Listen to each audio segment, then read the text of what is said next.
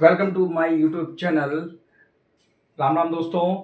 और मैं आज आपके लिए लाया हूँ विज्ञान के कुछ महत्वपूर्ण प्रश्न हैं और ऑब्जेक्टिव टाइप है, एमसीक्यू टाइप है और साइंस के कुछ ये ऐसे महत्वपूर्ण प्रश्न हैं जो कंपटीशन एग्जाम में भी पूछे जाते हैं और पूछे जा चुके भी हैं। और डीएलएड की जो परीक्षाएं होती हैं उसमें भी ऑब्जेक्टिव के तरीके से ये पूछे जाते हैं। सो वीडियो को स्टार्ट करते हैं, बिल्कुल भी स्किप ना करें और आपको इससे महत्वपूर्ण जानकारी ही मिलेगी। तो चलिए स्टार्ट करते हैं। पहला क्वेश्चन है हमारा, गैलेना किस धातु का अयस्क है? अगर मालूम है तो कमेंट में बताइए, गैलेना किस धातु का अयस्क है? लेड धातु का अयस्क है जिसे हम शीशा कहते हैं, पीबी कॉपर का है, लोहा का और जिंक का है। इनमें से जो ऑप्शन सही है बताइए, गैलेना किस धातु का अयस्क है? तो गैलेना लेड धातु का अयस्क होता है। ठीक। दूसरा क्वेश्चन है, वातावरण और जीवधारियों के पारस्परिक संबंधों से क्या बनता है? पहले समझ लीजिए, वातावरण और जो जीवधारी यानी कि मनुष्य है, जीव जंतु हैं, इनसे सबसे मिलकर एक क्या तैयार होता है? तो इकोसिस्टम यानी पारिस्थितिक तंत्र है। ठीक है, वातावरण और जीवधारियों के पारस्परिक संबंधों से क्या बनता है? पारिस्थितिक तंत्र। और इधर गैलेना लेड धातु का अयस्क है।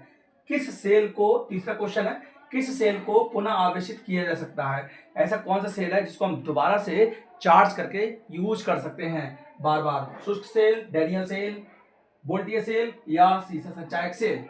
जल्दी से बताइए कमेंट में कि कौन सा है। तो चलिए, शुष्क सेल को हम पुनः चार्ज नहीं कर सकते, डैनियल को भी नहीं कर सकते, वोल्टीय को भी नहीं कर सकते, और सीसा संचायक सेल है जिसको हम पुनः चार्ज करके यूज कर सकते हैं।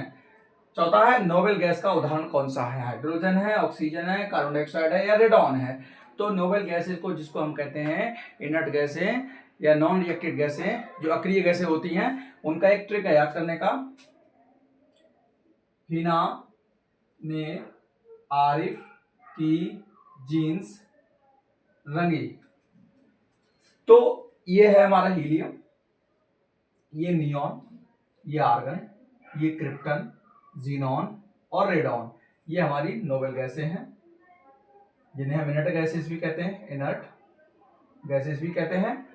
और ये सब में हमारा ऑप्शन में रेडॉन आ रहा है। ठीक है, तो इसमें नोबेल गैस कौन सी हो जाएगी? रेडॉन। रेडॉन ऑप्शन सही है। पांचवा है, सर्वाहारी जंतु किस प्रकार का भोजन ग्रहण करते हैं? सर्वाहारी पहले हम समझ लेते हैं विज्ञान में। शाकाहारी वो जंतु होते हैं जो केवल साग सब्जी खाते हैं, मांस नहीं खाते, उन्हें शाकाहारी जंतु कहते हैं। चाहे अब शाकाहारी में आप कमेंट में बताना शाकाहारी जंतु कौन कौन से होते हैं।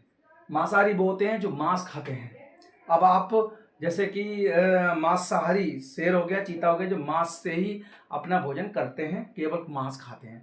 जो केवल साग सब्जी खाते हैं, मांस नहीं खाते हैं, वो शाकाहारी होते हैं। जो केवल मांस खाते हैं और शाकाहारी भोजन नहीं करते हैं तो वो मांसाहारी होते हैं। और सर्वाहारी होते हैं जो मांसाहारी और शाकाहारी दोनों तरीके का भोजन करते हैं, उन्हें सर्वाहारी। तो ऑप्शन नंबर और बात दोनों सही है कि मांसाहारी और शाकाहारी हुई सर्वाहारी जंतु होते हैं। सर्वाहारी जंतु मांसाहार भोजन भी करते हैं और शाकाहार भोजन भी करते हैं। तो ऑप्शन नंबर 7 सही है हमारा।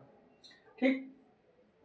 छठा है, कॉपर का अयस्क कौन सा है? क्यूप्राइट, कॉपर ग्लास, कॉपर पैराइट और या सभी? तो देखिए, ट्यूबराइट में भी कॉपर होता है, कॉपर ग्लास में भी कॉपर होता है, कॉपर पायराइट में भी होता है, और इसीलिए इसका ऑप्शन नंबर चौथा सही है कि सभी होंगे कॉपर के अयस्क। सातवां है, ओजोन परत के क्षरण से होता है। तो ओजोन परत का क्षरण मतलब ओजोन परत का नुकसान होना, जो ओजोन परत में छिद्र हो गया है। ओजोन परत क्या होती है? ऑक्सीजन की 3 लेयरों से मिलकर होती है। ओजोन परत का फार्मूला होता है O3, जो पृथ्वी पर सूर्य की पराबैंगनी किरणों को आने से रोकती है। ठीक है, तो इससे कौन कौन सा रोग हो सकता है? त्वचा कैंसर यानी कि स्किन कैंसर हो सकता है, मोतियाबिंद, उत्परिवर्तन।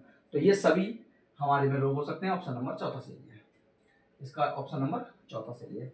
पराबैंगनी किरणों को रोकती है। अभी इसका ही देखिए, अभी मैंने बताया था ओजोन परत के क्षरण से होता है, तो मैंने बताया ओजोन परत सूर्य की पराबैंगनी किरणों को, अल्ट्रावायलेट रेस को पृथ्वी तक आने से रोकती है। तो इसका ऑप्शन नंबर वही हो जाएगा, ओजोन परत।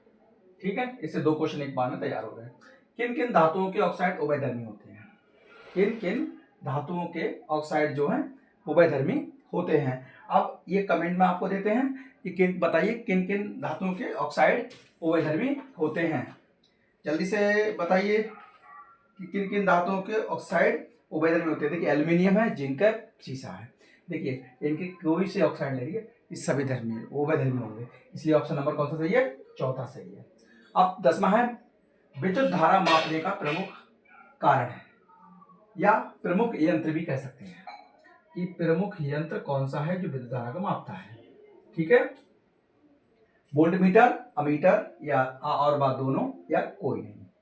देखिए आपने देखा होगा समरसेबल होती है, कई जगह स्टार्टर होते हैं, तो उसमें एक अमीटर होता है, एक वोल्ट मीटर होता है। तो अमीटर क्या करता है? धारा को मापता है। ठीक है, ऑप्शन नंबर बी सही है। और एक क्वेश्चन हम आपसे पूछते हैं, कमेंट सेक्शन में बताना कि विभवांतर को मापने का प्रमुख यंत्र कौन सा है। ऑप्शन यही रहेंगे और आपको बताना है कि इनमें से कौन सा ऑप्शन सही है। इसमें पूछ रहे हैं विभवांतर मापने का प्रमुख यंत्र कौन सा है। तो आप वीडियो पर बने रहने के लिए बहुत बहुत धन्यवाद। Thank you so much.